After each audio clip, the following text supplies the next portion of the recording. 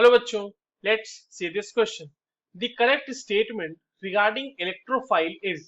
हमारे पास चार ऑप्शंस में चार अलग अलग स्टेटमेंट्स दिए हुए इलेक्ट्रोफाइल के रिगार्डिंग, और ये पूछा जा रहा है कि इसमें से कौन सा करेक्ट है वो बता दो।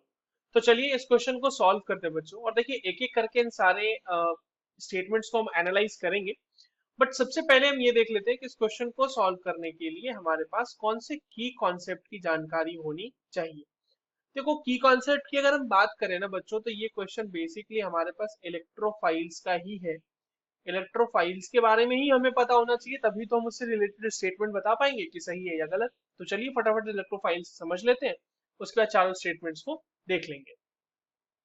देखिए, इलेक्ट्रोफाइल्स की जब हम बात करते हैं बच्चों, तो इसका लिटरल मीनिंग जो होता है ना, वो होता है इलेक्ट्रॉन लविंग, यानी जिसको इलेक्ट्रॉन की चाहत हो, जिसको इलेक्ट्रॉन की एफिनिटी हो। तो ऐसे स्पीशीज जो होते हैं वो होते हैं इलेक्ट्रॉन डेफिशिएंट, तभी तो उनको इलेक्ट्रॉन की चाहत होगी ना। वो किसी भी रिएक्शन में वैसे सेंटर को खोजेंगे जो इलेक्ट्रॉन रिच हो, या फिर ये जो होते हैं अटैक्ड होते हैं, ये होते हैं अटैक होता है इनके ऊपर, attacked by electron rich species, इनके ऊपर अटैक होता है उससे। ठीक है, अब समझिए यहाँ पे इलेक्ट्रोफाइल्स जो होते हैं वो मैंने आपको बता दिया कि इलेक्ट्रॉन डेफिशिएंट होते हैं। ऑब्वियस सी बात है, तभी तो वो इलेक्ट्रॉन लविंग होंगे ना, तभी तो उनको इलेक्ट्रॉन की तरफ एफिनिटी होगी। अब इलेक्ट्रोफाइल्स जो है वो न्यूट्रल मॉलिक्यूल भी हो सकता है और पॉजिटिवली चार्ज भी हो सकता है। एग्जाम्पल के लिए देखते हैं हम, जैसे CO2 में जो कार्बन सेंटर है वो एक इलेक्ट्रोफाइल की तरह एक्ट कर सकता है। देखिए, क्योंकि कार्बन के ऊपर इस तरह से दो डबल बॉन्ड O लगे हुए हैं, और दोनों ही मतलब ऑक्सीजन तो हाईली इलेक्ट्रोनेगेटिव है, तो उसकी वजह से इसके ऊपर अच्छा खासा पार्शियल पॉजिटिव चार्ज क्रिएट हो जाता है। और अगर आप कोई न्यूक्लियोफाइल लाते हैं तो वो यहाँ पे बढ़िया से अटैक करेगा, और ये इस तरह से रिएक्शन यहाँ पर आगे प्रोसीड हमारी हो जाएगी। ठीक है, तो न्यूट्रल मॉलिक्यूल भी हो सकता है इलेक्ट्रोफाइल।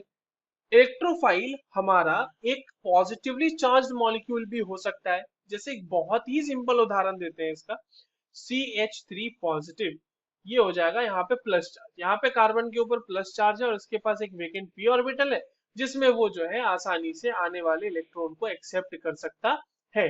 तो अगर हम इसको इस तरह से ड्रॉ करें बच्चों CH3 को, तो ये आपका इस तरह से CH3 हो जाएगा। यहाँ पे पॉजिटिव चार्ज है, यहाँ पे अगर आपके पास कोई न्यूक्लियोफाइल है तो वो आराम से अटैक कर देगा यहाँ पे, और ये आगे अपना काम इस तरह से बढ़ा लेगा। यहाँ पे H है, मान लो यहाँ पे न्यूक्लियोफाइल आ गया, यहाँ पे H आ गया और यहाँ पर H आ गया। तो हमने ये देखा कि इलेक्ट्रोफाइल जो है वो न्यूट्रल भी हो सकता है और पॉजिटिवली चार्ज भी हो सकता है। अब आते हैं अपने स्टेटमेंट्स की तरफ। देखिए स्टेटमेंट्स क्या क्या कह रहे हैं, उनको एक एक करके पढ़ते हैं। पहला स्टेटमेंट कह रहा है कि electrophile is a negatively charge species and can form a bond by accepting a pair of electron from another electrophile. भैया, इलेक्ट्रोफाइल नेगेटिवली चार्ज कब से हो गया? अगर वो नेगेटिवली चार्ज होगा बच्चों, तो वो तो इलेक्ट्रॉन रिच स्पीशी हो जाएगा ना, तो ये तो गलत हो गया ना। और ये फॉर्म कर सकता है bond by accepting a pair of electron from another electrophile. Electrophile तो इलेक्ट्रॉन पेयर एक्सेप्ट करता है, ये दूसरे को कहां से इलेक्ट्रोफाइल इलेक्ट्रॉन पेयर देगा? तो ये तो स्टेटमेंट ब्लंडर है, हटा दिया। दूसरा स्टेटमेंट पढ़ते हैं, electrophiles are generally neutral species and can form a bond by accepting a pair of electron from a nucleophile. ये एक पॉसिबिलिटी हो सकती है, ये हमारा एक आंसर हो सकता है। पर यहाँ पर एक चीज ध्यान ध्यान दीजिए कि electrophile are generally neutral. Electrophile generally neutral सिर्फ न्यूट्रल स्पीशी थोड़ी होते हैं, पॉजिटिवली चार्ज स्पीशी भी होते हैं।